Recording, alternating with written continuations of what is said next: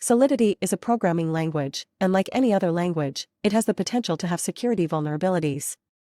Some common types of security vulnerabilities in Solidity contracts include reentrancy attacks. This type of attack occurs when a contract calls an external contract, and that external contract then calls back into the original contract before the first call has completed. This can cause the original contract to be executed multiple times simultaneously, leading to unexpected behavior and potential loss of funds. Integer overflow and underflow. Solidity uses a fixed-size integer data type, which means that it is subject to integer overflow and underflow errors.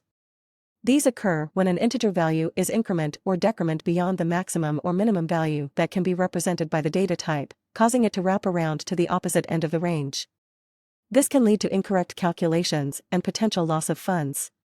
Unchecked user input. Solidity contracts often accept user input, such as from a transaction or function call. However, if this input is not properly validated, it can result in security vulnerabilities.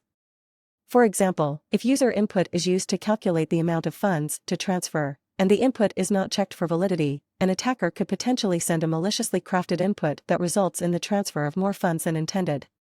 Poorly designed access controls. Solidity contracts often include mechanisms for controlling access to certain functions or data, such as by restricting access to certain users or addresses.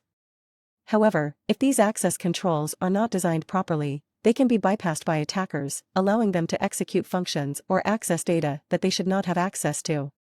Overall, it is important to carefully consider the potential security vulnerabilities of your Solidity contract and to design and implement it in a way that minimizes the risk of these vulnerabilities being exploited. This may involve thorough testing, the use of security best practices and design patterns, and regular audits by security experts.